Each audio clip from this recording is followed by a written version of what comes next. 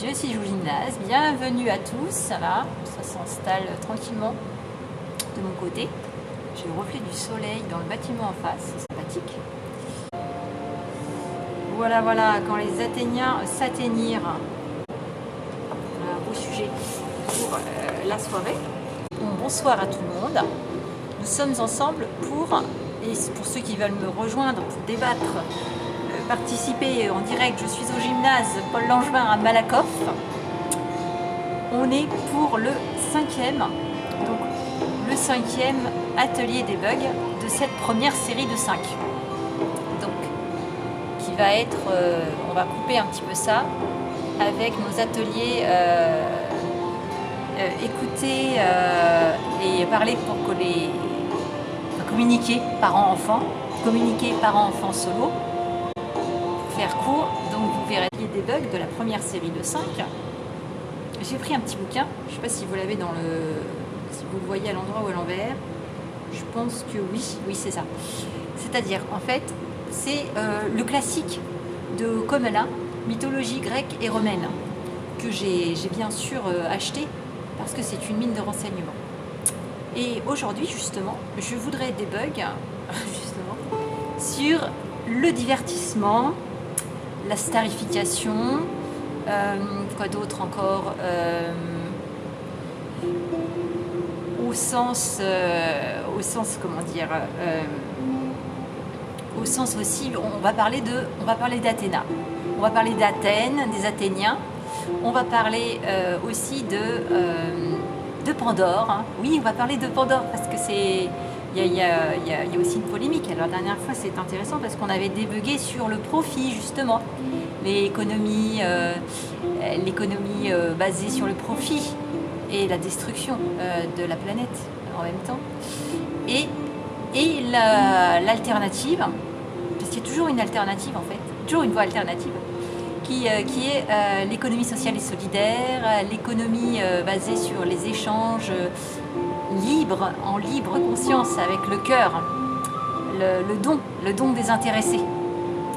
Et je vous avais expliqué que dans notre histoire, l'histoire de l'humanité, on a plus eu l'habitude de pratiquer le don désintéressé que l'inverse. Alors, toujours est-il qu'aujourd'hui, je voudrais vous parler des origines du divertissement. Parce que, au fait, le divertissement, par exemple, les origines en tout cas, disons, depuis que ça existe. Je pense que ça n'a pas toujours existé. Avant, ça s'appelait le loisir. Hein, donc, avant, ça veut dire que il y a eu divertissement, besoin de divertissement, c'est un besoin, on a créé peut-être un besoin au moment où il y a eu frustration. On avait parlé de la frustration la dernière fois. Il faut expliquer effectivement la naissance de la violence. Alors ce qui se passe, c'est que effectivement, quand on fait un boulot qui vous plaît, quand vous êtes satisfait de votre vie, quand vous êtes bien aligné, là, droit dans vos bottes et tout ça, au fait, vous n'avez presque pas besoin de vacances, en fait. C'est les gens qui travaillent, par exemple, qui se sont installés en pleine campagne et tout ça.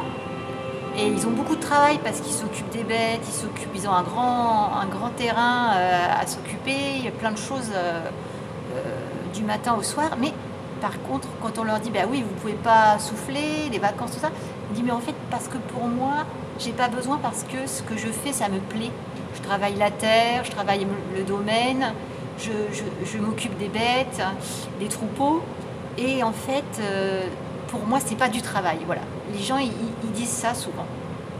C'est le fameux adage donc, de dire que demain, j'arrête tout, je pars, je vais élever des chèvres dans le Larzac. Voilà.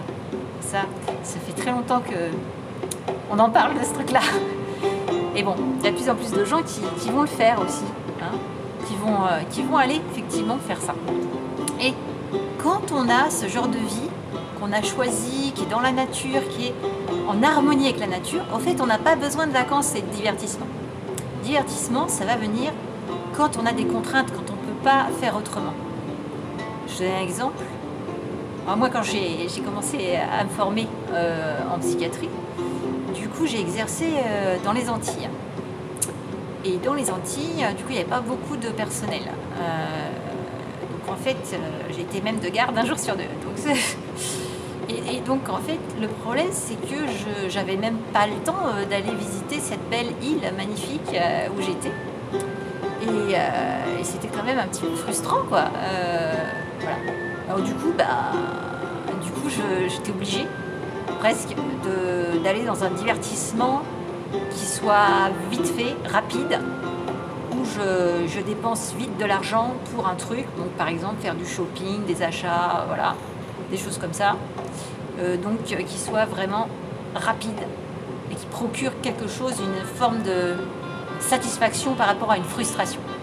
Donc c'est le principe d'une drogue en fait. Alors donc quand on ne peut pas faire autrement, voilà d'où vient le divertissement. Et divertissement, sinon, ça veut dire de quoi? Ça vient de dit privatif vertere, enfin, ça doit être du latin, je ne sais pas exactement la bonne racine, mais en gros, ça veut dire qui empêche de se tourner. C'est-à-dire qui vous détourne, en fait, d'accord? Qui vous détourne. C'est intéressant de s'interroger là-dessus, de savoir que divertissement, ça veut dire qui détourne de. Et moi, comme je dis toujours, enfin quand je dis souvent, sur cette chaîne Twitch, donc Rasta Summer de Zen, eh bien, moi je fais pas du divertissement. Voilà, non, j'ai pas envie de faire ça. Moi j'ai envie de vous offrir du vertissement. C'est-à-dire que vous puissiez vous retourner vers comment dire, vers la vérité, la vérité intime qui est à l'intérieur de nous tous, tant et si bien qu'on n'est pas détourné de la vérité. Voilà. La vérité, on peut y accéder. On a cette, comment dire, vous savez, on appelle ça l'intuition et la conviction profonde. Voilà, ça. Cette conviction qui n'est pas influencée par les médias, par une conversation, par des faits, par ce que vous voyez, qui n'est pas influencée par des interprétations, qui est plus ce que vous ressentez de manière profonde, intense, même lorsque vous êtes dans le désert, voilà. Même quand vous êtes un peu en ermite quelque part, même quand vous êtes déconnecté du monde. Et c'est intéressant parce que j'avais connu une grande artiste, je la salue en passant, qui est partie emportée dans la tempête Xynthia. Donc c'est un hommage à Françoise Coutan, qui était une de mes voisines à un moment donné. Et en fait, elle était sculptrice, c'était une artiste sculptrice, beaux-arts et tout ça. Et en fait, c'était très drôle parce qu'elle était très sociale, elle avait plein d'amis, elle était vraiment hyper sociale. Mais alors, elle n'avait jamais été au cinéma parce que en fait, elle considérait qu'elle voulait avoir une approche pure de l'art. Elle allait chercher sa créativité à l'intérieur d'elle-même sans se faire influencer, sans vouloir se faire influencer par quelque autre forme d'art, que ce soit le 7e art ou les autres arts. Voilà, elle n'allait pas non plus voir ce que faisaient les autres artistes. Et donc déjà, elle allait s'inspirer, par exemple, je me souviens, elle allait mouler, elle faisait des moulages sur la plage, justement, en Vendée, là où elle avait ses attaches et là où elle est morte, oui, avec la tempête Xynthia, en 2010, en février 2010. Et bon, c'est un hommage, voilà, Françoise, pour dire qu'on n'a pas besoin du divertissement, déjà, aussi. Pour dire aussi que, par exemple, dans la crise actuelle sanitaire, effectivement, on nous a un peu contraints, à un moment donné aussi, voilà, de ne pas pouvoir aller se divertir. Alors, le divertissement, du coup, c'est vrai que quand vous êtes en ville, ça devient important aussi, quand vous avez un petit appart, etc., ou je sais pas quoi, vous pouvez pas forcément faire votre fête, recevoir du monde, et à un moment donné, vous aurez besoin d'aller pas au cinéma, mais dans un restaurant, par exemple. Voilà, qu'on va pas forcément avoir la même chose si on est plus loin, en banlieue, si on a de la place pour recevoir les gens. Donc là, est-ce qu'on peut se passer du restaurant? Voilà. Est-ce que le restaurant, c'est du divertissement? Je ne sais pas. Mais tout ce qui est le cinéma, les galeries, etc., au fait, dans les départs par rapport à cette crise sanitaire, où c'était important d'être éloignés les uns des autres, lorsque le virus battait son plein, eh bien en fait, on peut se dire qu'effectivement, ce divertissement-là n'est pas complètement indispensable. Alors après, il devient indispensable quand on est frustré. Problème. Maintenant, je voudrais vous expliquer comment comment c'est venu cette notion de divertissement. Qu'est-ce qu'on en dit dans l'Antiquité grecque? Alors parce que du coup, les Romains l'ont hérité des Grecs, et nous évidemment on l'a hérité de la culture gréco-romaine, hein, voilà, puisqu'on est en Occident là, d'où je vous parle, de cette posture où je suis, où je me tiens, et donc là, je vais vous expliquer comment c'est arrivé cette histoire de divertissement. Alors, on replonge avec notre mythologie, hein, voilà, et vous avez vous connaissez les dieux principaux de la mythologie grecque. Donc il y avait Zeus, Jupiter, voilà, autrement dit Jupiter, qui est le dieu de la foudre, tout ça, qui se met, c'est vrai, souvent en colère aussi, hein, il a beaucoup de... comment dire, il est très tempétueux, quoi, comme on dit. Et c'est lui le boss, hein, au final, il a une loi très stricte. C'est lui qui impose un petit peu les choses. Et il y a sa fille, Athéna, qu'il a eu un peu malgré lui, enfin dont la mère est Thétis, je crois. Donc c'est une nymphe qui symbolise la prudence et qui ne s'est pas vraiment accouplée avec Zeus. Mais ce que l'on dit, c'est qu'effectivement, c'est arrivé, cette Athéna est arrivée par un mal de crâne, que Zeus, du coup, a dû demander à Héphaïstos, je pense, hein, de lui faire une genre de trépanation, et bam, Athéna est arrivée de sa tête. Donc c'est intéressant parce que c'est comme si, on va dire, c'est le principe féminin aussi. Athéna, le féminin sacré, là, on est vraiment dans le féminin sacré, et qui est venu compenser les choses. Et puis c'est aussi tout ce qui concerne la prudence aussi. Voilà, elle le tient de sa mère. Et elle est la sagesse aussi. Donc son symbole, son totem, hein, c'est la chouette. C'est marrant parce que c'est aussi le totem qu'on utilise en médecine, chez les médecins. Moi j'aime beaucoup la chouette, je me reconnais pas mal dans ces caractéristiques-là. Alors, donc du coup, elle symbolise tout ce qui est effectivement aussi la sagesse, tout ce qui est la construction. Et effectivement, dans les cultures très anciennes matrifocales, on voit qu'il y avait aussi beaucoup de femmes qui construisaient les villes, alors c'est bien avant l'Antiquité, hein, ça, qui organisaient les choses. Donc finalement, Athéna, ça représente aussi l'héritage des anciennes divinités avant l'Antiquité, notamment les divinités féminines retrouvées au Paléolithique, qui est un héritage, autour d'effectivement le féminin sacré et quelque chose qui va être très rangé, très posé, et qui va permettre à une communauté de se sédentariser de manière pacifique et de développer toute une culture commune du vivre ensemble. Et alors, après, vous aviez aussi un des frères de Zeus, qui est Poséidon. Moi, je dis Poséidon parce que c'est vrai que quand on lit dans la mythologie grecque, notamment la traduction française de Homère de Ulysse. Alors, qu'est-ce que je disais?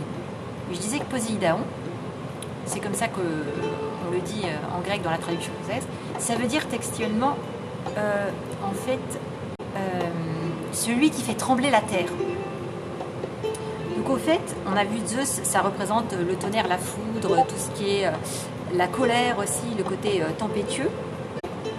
Et celui, Poséidon, qui fait trembler la terre, ça veut dire en fait, ça symbolise tous les tremblements de terre avec les tsunamis et tout ça aussi. Vous savez, la tectonique des plaques et tout ça.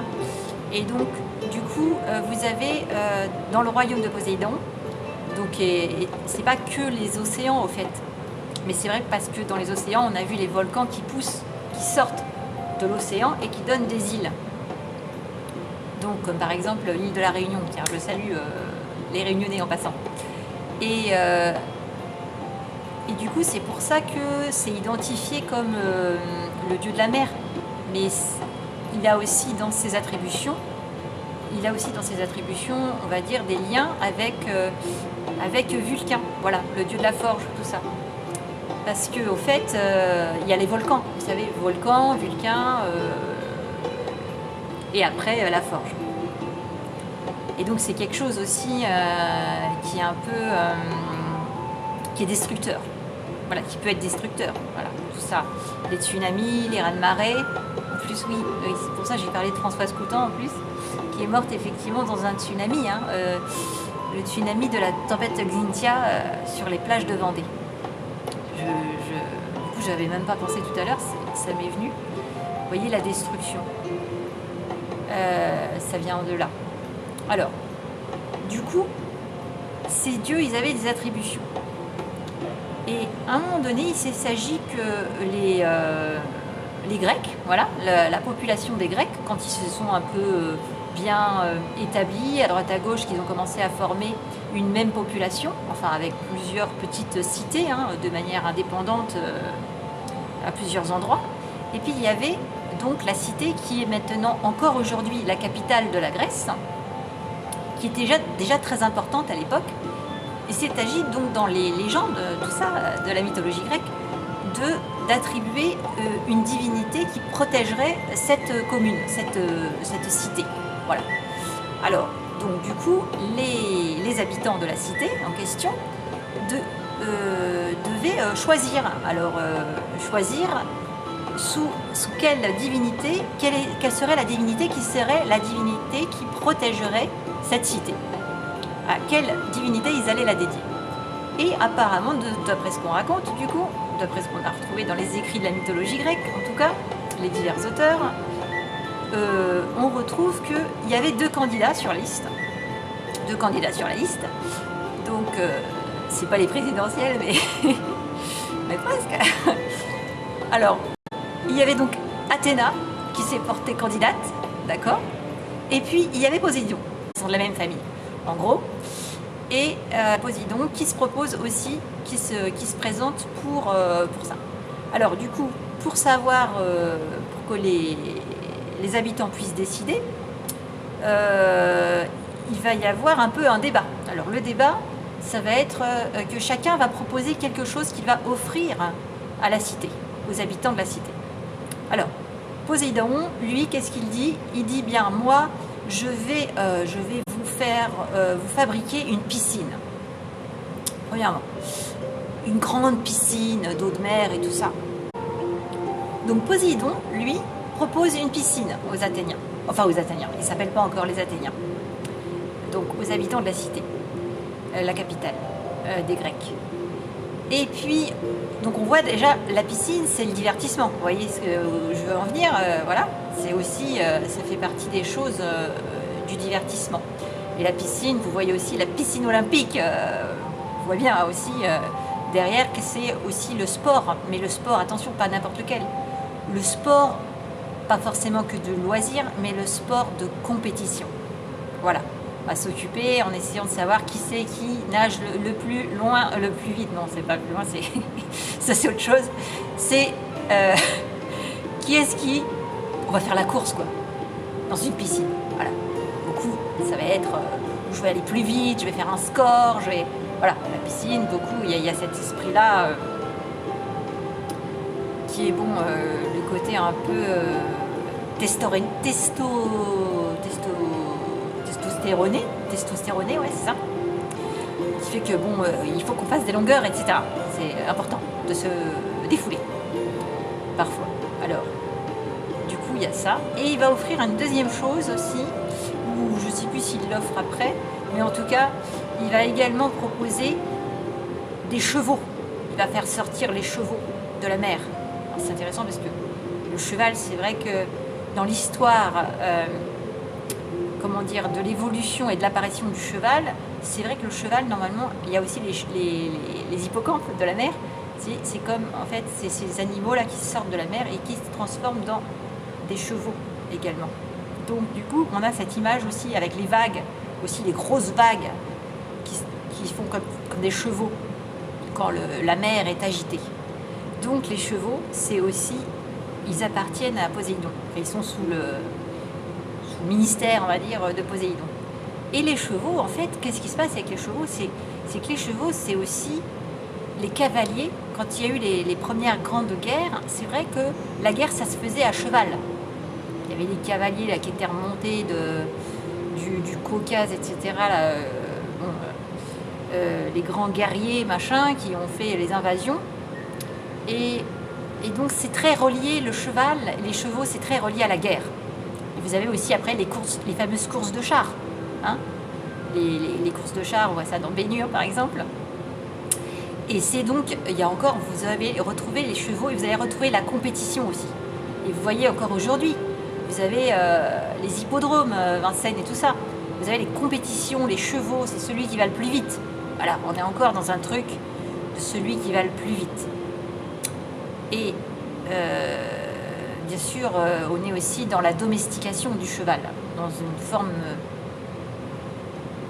comment dire, d'utilisation, voilà, du cheval. Parce que c'est dramatique aussi dans certains domaines de course. Les chevaux, ils reçoivent aussi du dopage. Vous voyez, c'est bon.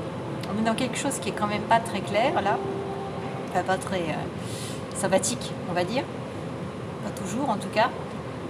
Et donc, il offre des chevaux, il offre une piscine, et du coup, vous savez, voilà, il y a toute une relation un peu qu'on peut faire entre eux, effectivement, tout ce qui va être les Jeux Olympiques après, et qui naissent aussi dans cette période-là, après quand tout le monde s'est décidé sur le nom de la cité, et qui sont aussi comme une autre manière de faire la guerre, et encore aujourd'hui, en tout cas, de s'affronter, voilà, de s'affronter les uns les autres pour éviter de s'affronter trop violemment. Mais ceci dit, les Jeux Olympiques et du temps des Grecs, quand il y avait des courses, il y avait aussi, d'où l'expression des techniques, il y avait les dératés. C'est-à-dire qu'on leur enlevait la rate à certains coureurs pour qu'ils courent plus vite parce qu'ils n'avaient pas le point de côté, là, l'embouteillage des globules. Donc bonjour les dégâts. Donc c'était quand même, puis il y avait la lutte aussi, et les gladiateurs, tout ça, et donc c'était une lutte où il y avait des morts. C'était quand même pas comme les Jeux Olympiques de maintenant, on va dire. Quoique maintenant, même aux Jeux Olympiques, il y a toujours des morts, hein, vous savez, même le tour cycliste ou je sais pas quoi, vous avez toujours un gars qui meurt parce que soit un dopage, soit un accident.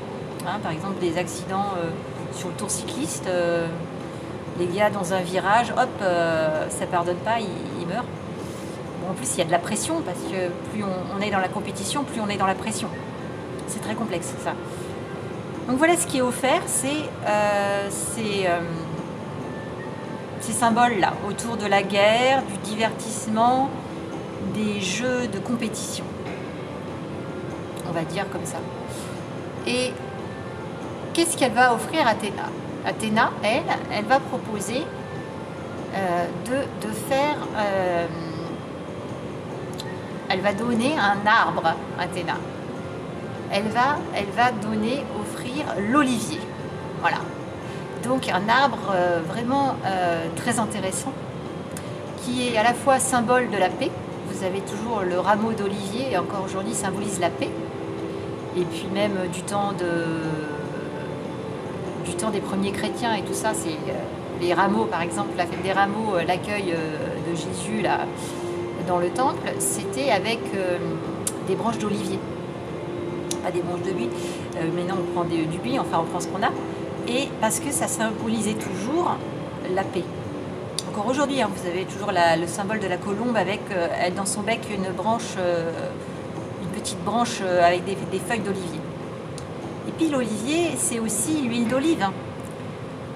Donc c'est nutritif, c'est excellent, c'est ce qu'on appelle le régime méditerranéen, qui fait que dans le pourtour méditerranéen, il y a beaucoup moins de problèmes cardiovasculaires, de cholestérolémie, etc. Parce qu'il y a aussi ce régime-là qui tourne autour de l'huile d'olive, c'est vraiment la base. Et encore aujourd'hui, c'est très, très important. Et puis, quand on se maintient en bonne santé d'une manière nutritive, on a toujours sa bonne bouteille d'huile d'olive, bien vierge, extra, etc. Extra vierge comme Athéna. Le côté déesse aussi, vierge, virginité. Et donc à la fois nutritif. Et en plus, après, les oliviers, qu'est-ce qui se passe? Ce sont des arbres qui peuvent vivre très longtemps, très vieux. Et plus donc ils sont vieux, plus ça grossit le tronc. Et en fait, énergétiquement parlant, on les utilise aussi pour avoir des énergies très positives dans un lieu, dans un jardin, pour rééquilibrer, réharmoniser. Voilà. Donc ils ont une très très forte vibration. Encore aujourd'hui, c'est un arbre qui vibre la paix, voilà, qui a de très très bonnes énergies, qui est apaisant, qui nous apaise. Il nous apaise, il nous nourrit, enfin bref, c'est quand même magnifique. Et puis c'est un arbre aussi qui est beau, qui fait de l'or, qui peut aller aussi à l'intérieur, en fait, même dans les cours intérieurs, parce qu'il n'est pas non plus immense, voilà, il ne va pas vous mettre plein de feuilles partout. Et bon, je ne sais pas comment sont les racines, mais du coup, on peut facilement l'intégrer aussi dans le paysage urbain. Voilà, donc c'est intéressant pour tout ça. Et finalement, bien évidemment, vous avez compris que les citoyens grecs de l'époque ont choisi de dédier leur principale cité à Athéna, puisque c'est devenu Athènes. Donc, ils ont décidé de ne pas choisir la guerre, mais de choisir la paix, de pouvoir prospérer un petit peu sans faire de guerre, voilà, en tout cas pendant un certain temps. Et aujourd'hui, on a toujours effectivement la capitale de la Grèce, qui est toujours Athéna. Donc, c'est très important ça, parce que au final, on a évité, on a choisi d'abord, on a choisi la sagesse, on a choisi tout ce qui est l'architecture, on a choisi le vivre ensemble. Voilà, et un architecte, c'est très, très bien de ce côté-là. En fait, l'architecte, il pense vraiment à l'harmonie du lieu de vie, à l'harmonie quand il conçoit même une école, quelque chose comme ça, un bâtiment public et autres, va toujours se concentrer sur l'harmonie du lieu de vie. Ça va pas être juste un toit, des murs, etc. et le reste on s'en fout. Non. Donc c'est quelque chose de très riche, culturellement parlant aussi. Et puis, donc, qu'est-ce que je voulais vous dire d'autre? Oui, je voulais vous dire aussi que ce qui s'est passé, c'est que même là, il y a eu une influence positive. Alors les Athéniens, c'est très intéressant aussi, les Athéniens, ils étaient un petit peu rebelles. C'est-à-dire que Athéna, c'est souvent la déesse qui beaucoup a fait face à Zeus. Voilà. C'est elle qui, alors que Zeus et puis Poséidon, qui étaient vraiment fâchés contre Ulysse. Pourquoi? Parce qu'il avait détruit un peuple qui était sous sa protection. Donc, du coup, il lui en voulait. Ah oui, puis en plus de ça, oui, il n'y avait pas que le peuple dedans, il y avait le fameux cyclone, là. Le cyclone, non pas le cyclone, le cyclope, pardon. Oui, vous voyez aussi le rapport entre cyclope et cyclone. Je l'ai dit tout à l'heure, que Poséidon, c'est aussi tout ce qui est les perturbations de la Terre. Donc à mon avis, il y a un lien entre Cyclope et Cyclone. Ça, clairement, très certainement. Et du coup, Poséidon, il était fâché contre Ulysse, et c'est lui qui a demandé à ce que Zeus le détruise, mais Zeus, au fait, comme Athéna, elle était pour Ulysse, elle l'a beaucoup aidé. On voit ça dans l'Odyssée. Hein. Lisez l'Odyssée si vous avez l'occasion, c'est vraiment sympa voilà, à lire. On voit bien comment ça se passait, et Athéna, donc, elle a protégé Ulysse et elle l'a mené, elle l'a accompagné, elle l'a guidé. Elle a été là, elle a même été là quand ils ont pris Troie aussi, pour l'inspirer, tout ça. Après, par contre, ils ont fait des conneries parce que, pardon, excusez-moi du terme, c'est que bon, ils ont un peu tout déchaîné leur violence. J'en avais parlé la dernière fois. Et là, par contre, ça, c'est pas Athéna qui leur a dit de faire ça, on va dire. Et c'est pour ça aussi qu'ils étaient punis par Zeus, hein, tous les compères là qui ont été faire la guerre de Troie, parce que comment dire, ils ont tout détruit toute la ville, ils ont pillé la ville, ils ont tué, exterminé toutes les femmes, les enfants, toutes les personnes, voilà, parce qu'ils étaient dans une fureur, sans doute aussi avec l'histoire de l'alcool et la frustration. J'en ai parlé dans le numéro 4, donc il faut voir le précédent. Et ça, justement, c'est quelque chose qui est assez crucial de comprendre ça aujourd'hui. C'est que ce soit les femmes et les hommes, je tiens aussi cette citation de Higgelbrook, c'est cité dans la préface de l'ouvrage de Claire Josan Mézel. En tout cas, Higgelbrook avait fait cette citation, c'est une femme de culture nord-américaine native, voilà, qui nous a donné aussi cette sagesse donc contemporaine, qui dit que les hommes et les femmes, enfin les femmes et les hommes, on va dire dans ce sens-là, doivent se réveiller parce qu'on a un enjeu, on doit se réveiller pour, comment dire, arrêter de tomber dans la transe de la compétition et de la destruction. Parce que, voilà, elle appelle ça comme ça, la transe de la compétition et de la destruction. Autrement dit, il y avait toujours cette histoire de Jeux Olympiques, compétition, voilà. Ça, la compétition, c'est la dualité. Ça ne mène nulle part. Et ça mène à la destruction. Ça mène que, déjà, c'est la rivalité. Ça s'appelle aussi la rivalité. Quand deux gamins, deux frères par exemple, se discutent le bout de gras, on va dire, et des fois, ils sont prêts à se battre avec la fourchette, etc. Et des fois, il y a des accidents, d'ailleurs. Il y en a qui deviennent aveugles, comme ça, à l'âge adulte, pour une petite baston de rivalité dans la fratrie. Un geste, voilà.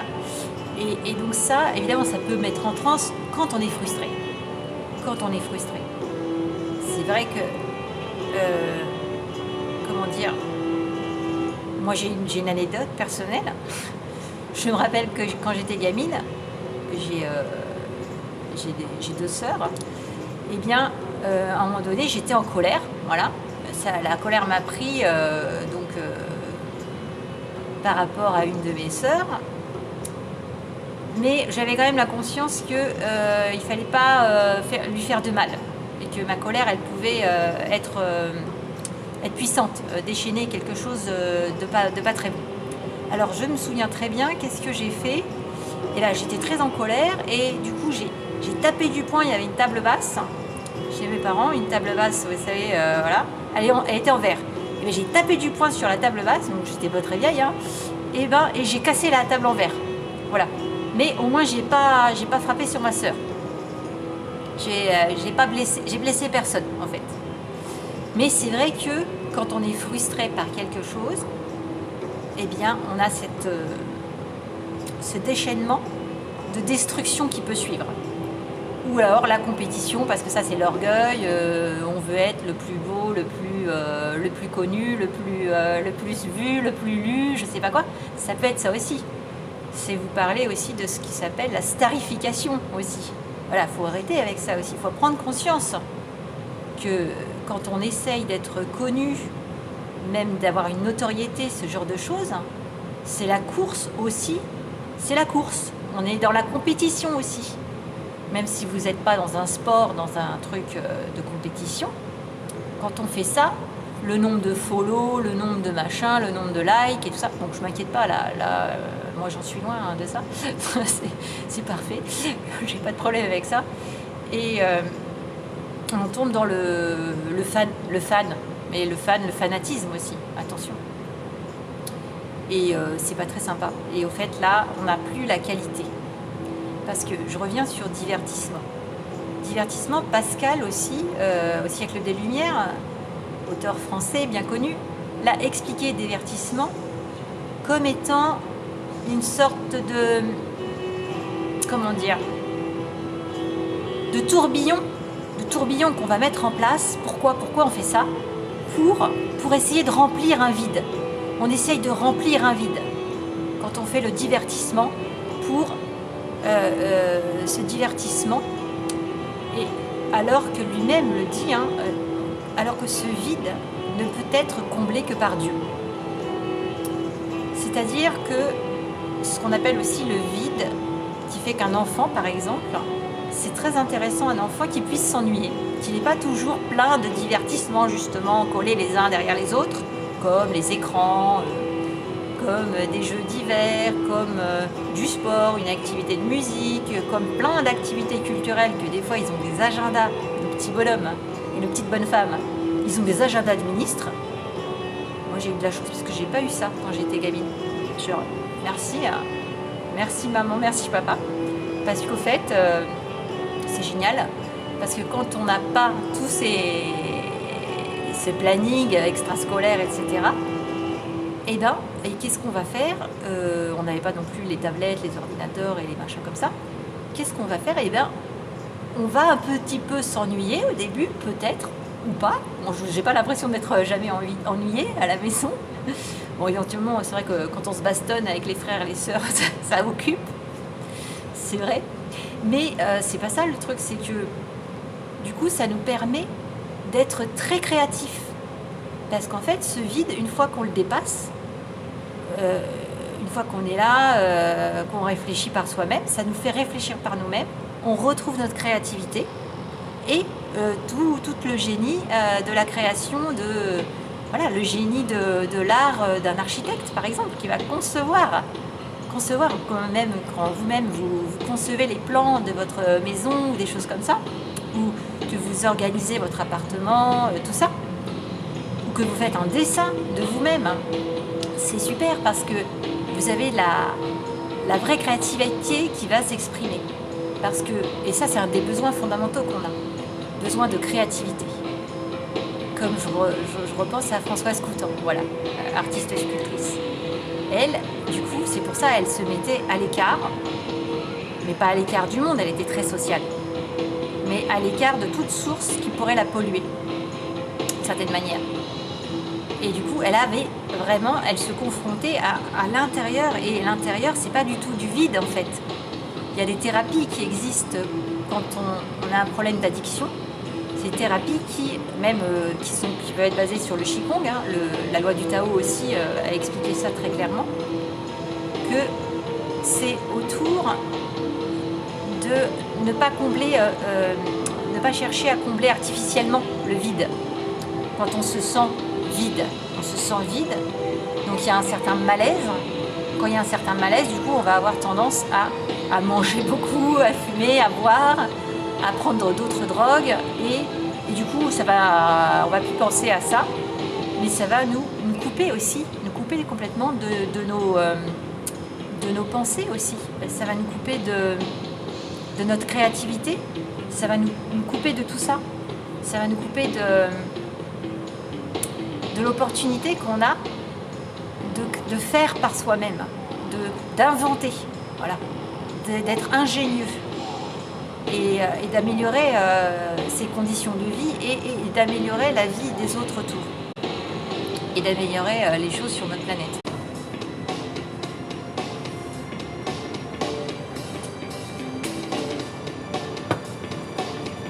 Vous offrir la meilleure expérience. Alors,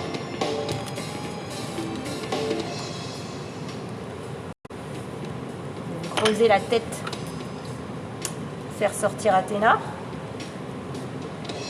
Voilà. Créativité. Donc retrouver justement la créativité. Ça veut dire on va avoir besoin de s'ennuyer, c'est pas grave. Et de là, on n'a pas peur lorsque on pense que c'est du vide à l'intérieur, c'est pas du vide, c'est quelque chose que vous pouvez combler. Voilà. Mais pas par une drogue. C'est-à-dire qu'il y a un petit passage effectivement entre les deux, un petit passage à vide, on appelle ça comme ça. Et bien ce passage à vide, c'est utile parce que après, vous allez voir émerger vraiment la personne avec toutes vos ressources à l'intérieur qui sont présentes. Et là, vous n'avez plus besoin. Alors évidemment, pour tous ceux qui sont addicts à des choses comme ça de manière très sévère, où ça correspond à un trouble psy, je rappelle que je suis psychiatre, eh bien, il va falloir quand même, comment dire, soigner les blessures. Parce qu'en fait, c'est plus que de l'ennui, là. C'est plus que, voilà, quand on est vraiment complètement addict à un produit et qu'on sait qu'il va nous détruire, c'est qu'on a une souffrance. Donc il va falloir faire cette étape indispensable avant de pouvoir trouver sa créativité, c'est de soigner ces blessures, de les identifier et de les soigner et de les guérir. Parce que sinon, évidemment, vous aurez toujours besoin de compensation, divertissement, et puis comme on dit, même pour les enfants, là, même assez jeunes, ils vont avoir des comportements violents et tout ça, parce qu'ils veulent de l'attention, ils cherchent de l'attention. Et même, alors c'est pas forcément mieux d'avoir des comportements trop gentils, parce qu'en fait, ça veut dire qu'on cherche de l'attention positive aussi. Donc du coup, il va falloir régler ce problème-là. Et si on fait des comportements négatifs, agressifs et tout ça, on cherche de l'attention négative. Voilà. Donc là, ça veut dire qu'il faut que l'individu, du coup, que ce soit un enfant ou un adulte, puisse trouver des aides pour savoir quelle est sa blessure et comment la guérir. The Wild, Adrian von Zingler. Voilà. Artiste généreux. Justement, et de cette nouvelle génération d'artistes libres de droit, voilà, que vous pouvez lui envoyer des dons, des tips.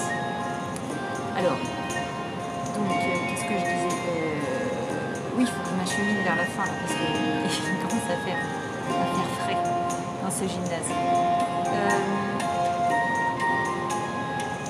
Oui, pourquoi j'ai dit Pandora? Oui, alors, pourquoi Pandora? Ou Pandore? Parce que c'est vrai qu'en ce moment on parle des Pandora Papers et tout ça. Alors c'est pour vous faire une dernière explication entre le lien avec aussi Athéna et Pandore. Et là je vais vous parler de Épiméthée et Prométhée. Alors Prométhée en grec, donc c'était les dieux de la première génération, donc des titans, voilà, des géants. Et vous aviez ces deux frères, donc comme on a parlé de fratrie et de rivalité fraternelle, c'est intéressant. Et donc Épiméthée et Prométhée sont deux frères. Et en grec, ça veut dire quoi? Ça veut dire Prométhée, c'est celui qui réfléchit avant, donc c'est associé à la prévoyance. Celui, il a pas mal de sagesse. Et d'ailleurs, il est assez proche de Athéna, voilà, où Athéna c'est aussi son protégé. Et puis Épiméthée, même racine grecque, c'est-à-dire celui qui réfléchit après. Prométhée, celui qui réfléchit avant, et Épiméthée, celui qui réfléchit après. Après, mais trop tard. Donc, du coup, voilà, c'est comme ça. Et qu'est-ce qui se passe? C'est que Prométhée, il était très comment dire, adulé aussi des Athéniens, parce que les Athéniens, et puis je vais vous expliquer justement l'histoire de la flamme olympique, on va finir là-dessus, on va reboucler la boucle. Les Athéniens, ils reconnaissaient Épiméthée quelque chose, que c'est lui aussi, comme Athéna, mais d'une autre manière, il s'est opposé au panthéon des déités, voilà, aux dieux principaux là, de l'Olympe, les dieux de l'Olympe, les fameux dieux de l'Olympe. Et même une fois, donc, il a été, non, je ne me rappelle plus exactement parce que je l'avais lu dans le bouquin, mais de quelle manière je pense que c'est, oui, c'est parce que c'est lui aussi qui a forgé, on dit que c'est lui qui a forgé l'homme. Oui, parce qu'en fait, voyant la création sur la planète, il trouvait que c'était dommage qu'il n'y ait pas un petit peu plus des personnes qui aient une conscience, qui puissent un petit peu discuter avec les dieux. Donc du coup, on dit dans cette légende que c'est Prométhée qui a moulé dans la terre l'homme, le premier homme. Et en le dotant justement de capacités intellectuelles et spirituelles qui lui permettraient de pouvoir discuter d'égal à égal avec les divinités du panthéon de l'Olympe. Et d'ailleurs, c'est vrai après cette période-là, on a vu beaucoup de couples mixtes. Ce qui veut bien dire que les terriens ou les terriennes, ça a intéressé les divinités. Donc, parce qu'effectivement, ils étaient dotés d'une conscience aussi, quelque chose de plus. Donc, après, c'est toute la génération des héros, des hybrides entre les dieux et les terriens. Et à ce moment-là, donc, il fait ça, il fait donc l'homme, et du coup, pour le remercier, en fait, tout ça, parce que finalement, ils sont contents d'avoir aussi ces êtres humains avec qui pouvoir interagir. On ne sait pas s'ils sont contents de les contrôler ou quoi, on ne sait pas à quel niveau, mais à plusieurs niveaux en tout cas. Et donc ce qui va se passer, c'est que comme cadeau, si vous préférez, il demande à pouvoir accéder à l'Olympe. Donc du coup, il est reçu, il y a Athéna aussi qui a aussi inspiré Zeus pour dire écoute, il faut le remercier, tout ça. Donc il demande à accéder à l'Olympe, il va, il est reçu à l'Olympe, et là, il en profite, parce que là, il y avait toujours le feu, parce que le feu aussi, parce qu'il y a la foudre, tout ça, vous savez, Zeus, le feu, la foudre, ça symbolise aussi qu'il y avait des vrais feux avec la foudre. Il y a souvent quelquefois, les feux de forêt, spontanément aussi avec la foudre. Et donc, les premiers êtres humains sur Terre, les premiers hominidés, ils ont vu ça aussi, avant de domestiquer le feu. Ils ont vu ça. Donc là, dans la légende, ce qui est raconté, c'est que Prométhée va dérober le feu dans l'Olympe et va le donner aux hommes, va leur expliquer en fait comment, on va les inspirer, comment on peut domestiquer le feu. Et du coup, c'est encore plus, les hommes se rapprochent encore plus des divinités du panthéon de l'Olympe, de la mythologie grecque. Donc Zeus n'est pas du tout content. Et comme il n'est pas content, qu'est-ce qu'il va faire ? Il va faire une ruse. Il va demander à d'autres dieux, puis il va faire aussi sa part du truc. Il va confectionner une genre de poupée. C'est pas une poupée gonflable, mais presque. En gros, c'est un peu l'idée. Une femme qui va être confectionnée. Ça ne veut pas dire que la femme n'existait pas avant. On ne précise pas ça. Voilà. C'est que normalement, Prométhée a façonné hommes et femmes. Et là, c'est une ruse parce que c'est Pandore, il s'assure que Pandore qui veut dire tout donner, Pan tout et puis d'or les présents, parce qu'elle va être dotée de plein de présents, de plein de divinités. Donc elle va être parée de bijoux notamment, et elle va être très belle, elle va inspirer le désir et tout ça. Et il y a une boîte. C'est Zeus, en gros, que je crois qu'il doit lui refiler la boîte, en gros. Et c'est une boîte qu'il ne faut pas ouvrir. Et il se dit que donc, du coup, Prométhée va tomber sous le charme et tout ça, va se faire avoir, entre guillemets. Et puis dans la boîte, il y a du méchant. C'est la fameuse boîte de Pandore. Et en fait, comment dire ? On dit d'ailleurs, plus tard ou dans certains textes, qu'en fait, c'était pas vraiment une femme, elle n'était pas complète, cette femme. C'était plutôt comment dire, un personnage qui allait tromper. Voilà. Donc, si vous voulez, ça peut représenter aujourd'hui ce qu'on a, cette notion de femme-objet. Femme-objet qui est utilisée et à qui on va essayer de lui demander de ne pas penser. Voilà. D'oublier qu'elle a une âme, en gros. À tel point que, même il n'y a pas si longtemps que ça, même dans l'église, sous l'époque même de Napoléon et tout ça, on était encore en train de débattre pour savoir si la femme avait bien une âme. Vous voyez le truc. Donc, parce qu'on a dit effectivement que Pandore, elle avait été conçue sans âme. Voilà. Et donc après, ils ont tous pensé que c'était la femme. Bon, enfin bref. Non, c'est pas une... Voilà. Quand on est une femme-objet, je m'adresse aussi aux femmes, c'est jamais bon d'être une femme-objet. Ça veut dire, vous dites en gros, moi j'ai pas de conscience, je suis juste une femme-objet. C'est pas terrible. C'est insultant pour soi-même, insultant pour les autres. Et surtout, ça veut dire, on ne peut pas oublier qu'on a une conscience. Au final, le cadeau offert Pandore, Prométhée, lui, il tombe pas dans l'arnaque. Il lui saute pas dessus, pas du tout. Et il n'est pas impressionné, il se dit qu'il doit y avoir une ruse. Autrement dit, quand l'emballage est trop joli, faut se méfier un petit peu. Et par contre, son frère, Prométhée, qui réfléchit après coup, lui toujours, il tombe amoureux fou de cette femme, il s'unit à elle, etc. Et du coup, à ce moment-là, il y a la fameuse ouverture de la boîte de Pandore, qui est que tous les maux sont déversés sur la planète, sur les êtres humains. Tous les maux, sauf il y a un moment donné où la boîte elle arrive à se refermer. Je ne sais pas si c'est Prométhée qui fait ça, je ne sais plus. Mais il reste l'espérance. Au final, l'espérance est dans la boîte. La seule chose qu'on a à faire, c'est de retrouver ça et de lancer cette espérance. Elle est là. Elle est là, elle est bien cachée parfois. Donc il faut aller la chercher dans nos petites têtes et surtout se tourner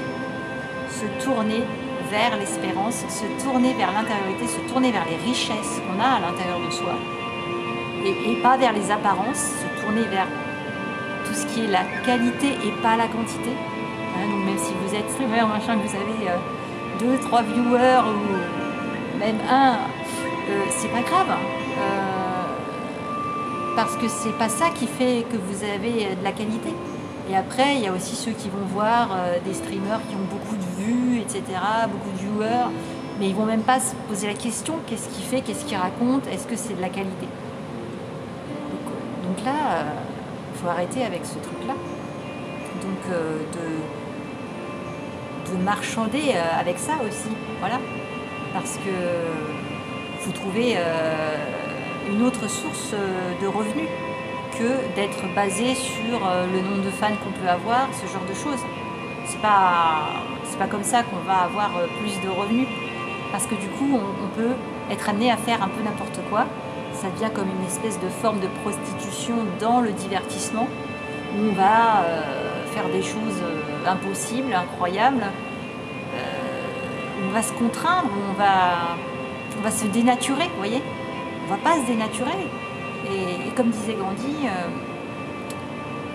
même even if it's a protest of the one, a truth is a truth. C'est-à-dire que quand bien même il y a une seule personne qui proteste pour quelque chose et qui protesterait pour quelque chose, on n'est pas dans le chiffre, une vérité reste une vérité. D'accord ? Parce que souvent, des fois, on vous dit « Oui, mais madame, monsieur, machin, vous êtes le seul ou la seule à vous plaindre de ça. Vous êtes le seul ou la seule à dire ça. » Ben là, on peut dire « Oui, mais comme disait Gandhi, même si c'est une protestation d'une seule personne, une vérité reste une vérité. On n'a pas besoin d'avoir derrière soi 10 000 personnes, etc. J'en sais rien. c'est pas ça qui est important. Et à l'inverse, on va pas se jeter dans la gueule du loup, être des suiveurs, et puis le gars il dit allez-y maintenant, tout le monde se jette dans le vide, machin, j'y vais le premier, et tout le monde le suit hein, sans réfléchir. Vous voyez le danger? C'est pour ça que je fais les ateliers debug. Voilà. Donc, il faudrait que je vous ai tout dit. Enfin, j'ai peut-être pas tout dit. Hein. Si vous avez envie de réagir, évidemment, n'hésitez pas parce que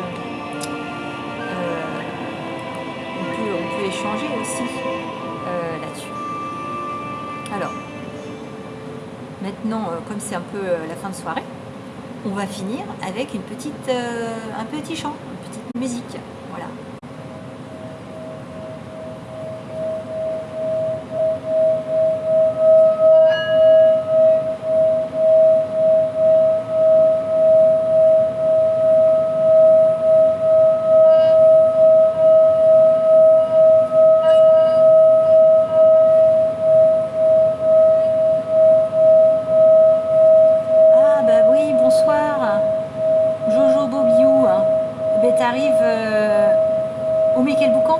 C'est le bol chantant, c'est trop fort. T'arrives pour le chant, la fin. Je t'invite à regarder éventuellement le replay ou sur la chaîne, YouTube. Parce qu'on avait fait le 5e debug là, aujourd'hui. Voilà. Après, on fait une pause parce qu'on va faire d'autres choses en off, des ateliers pour les parents. Et après, on remettra tout ça. Voilà. Donc là, c'est la fin, c'est le petit chant. Voilà.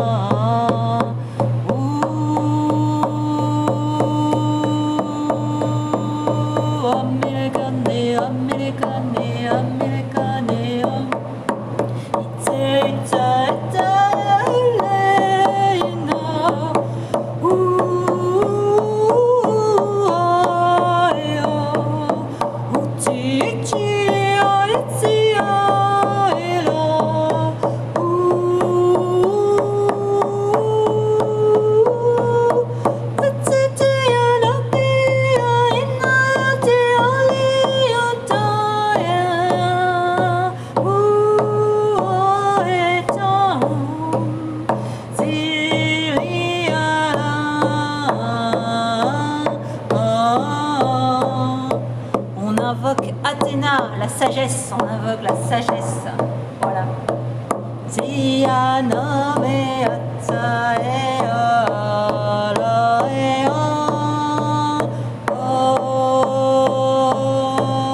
On invoque la vérité.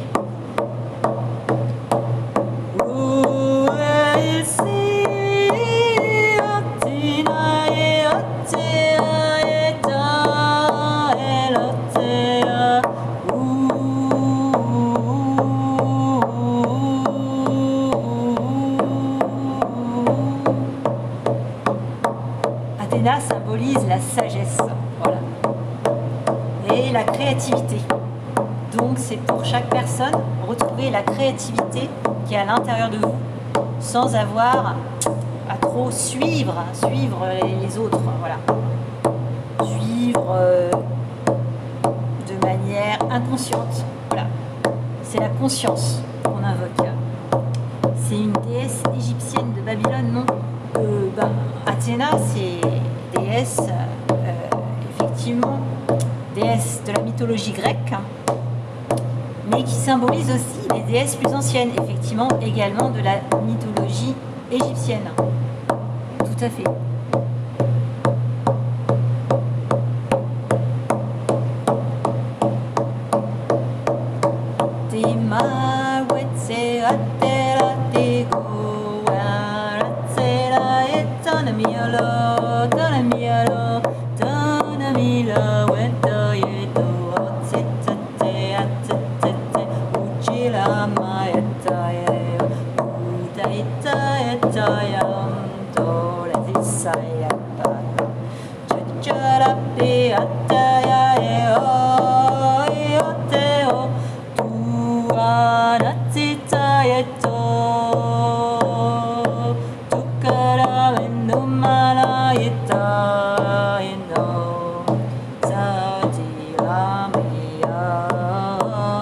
Ouais, c'est un peu le troubadour, effectivement. On essaye de débugger et en musique. Mais si vous étiez là en chair et en os, vous pourriez aussi participer avec les instruments de musique. Et donc c'est dommage que vous n'ayez pas participé tout à l'heure quand j'expliquais les choses. Parce que normalement, quand je chante, je ne lis pas forcément les messages et je ne parle pas. Mais là, je le fais. Je le fais parce que vous êtes là. Et oui, Héphaïstos, oui, Héphaïstos, le dieu des forges.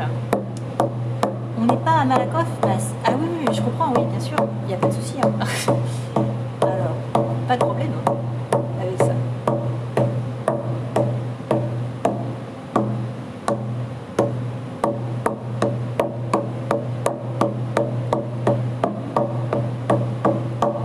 Par contre, dans ces ateliers qu'on faisait au début, on pouvait chanter par Discord. Villedieu, c'est... c'est où ça? C'est en région parisienne? Non, c'est en région lyonnaise? Je sais pas.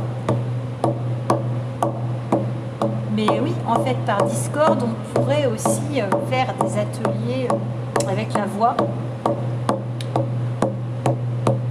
Ah bah oui, ah bah Montmartre, c'est pas loin. Ah bah Montmartre, j'ai été aussi à Montmartre. J'avais fait un reportage photo sur la basilique du Sacré-Cœur de Montmartre. Ça, c'est sur le compte Instagram. Et c'est magnifique, cette basilique. Elle a une histoire incroyable aussi. Elle a une histoire très mélangée avec l'histoire de France. Et après, avec l'histoire même elle a été conçue après la guerre de Prusse. Voilà. Attitude de Villedieu. Alors...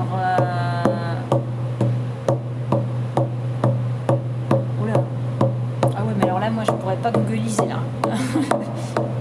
pour savoir la latitude de Villedieu. C'est où? Près de quelle grande ville? Autre grande ville?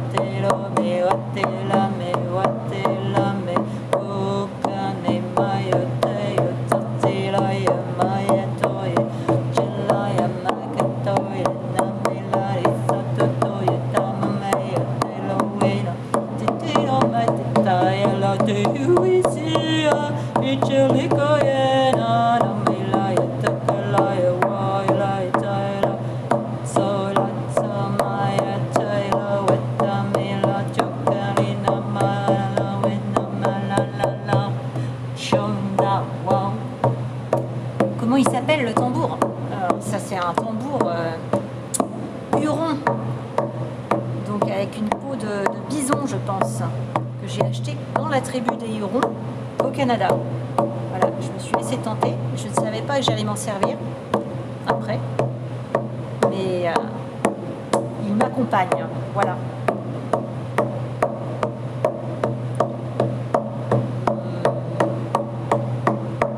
je ne sais pas quelle partie, mais de toute façon, il a aussi les vibrations de l'animal. Il est inclus là-dedans. J'ai parlé tout à l'heure aussi de l'hommage à une artiste morte pendant la tempête d'Oxynthia, une artiste sculptrice. Donc on peut faire aussi un hommage aux morts, voilà. Françoise Coutan, hommage à Françoise Coutan. Dans ma vidéo, j'en ai parlé.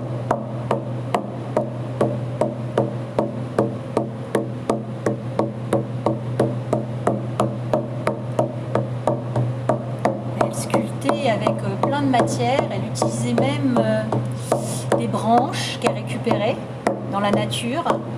Elle faisait aussi des moulages de la plage, du sable avec du plexiglas. Elle utilisait aussi de la récup, des meubles, des pianos, voilà, par exemple. Des plumes aussi, elle utilisait des plumes, elle avait fait des escaliers en plumes, c'était magnifique. Voilà, évidemment, comme tous les autres sculpteurs, elle devait utiliser la terre de temps en temps. Voilà, elle faisait beaucoup avec des matériaux naturels et des matériaux qu'elle recyclait aussi. Magnifique artiste qui se tenait à l'écart en fait de toute autre source d'inspiration. Voilà. Et là, moi, le chant que je fais, ça s'appelle un chant inspiré, issu aussi de l'atelier de musicothérapie où en fait on invente, on crée, c'est intuitif et ça sort tout seul. On n'essaye pas de recopier, reproduire ce genre de choses. Voilà.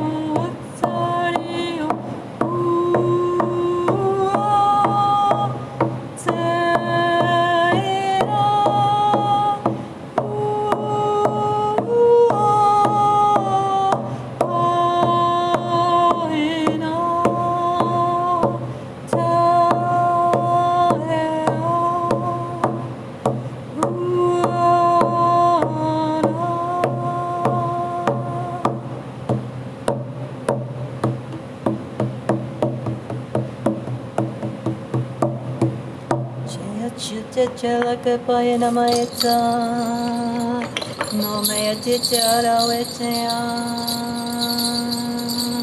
Taname kwetaya Taname weta Chichamera weta Yacha weta ratsawe Chiamera taya wera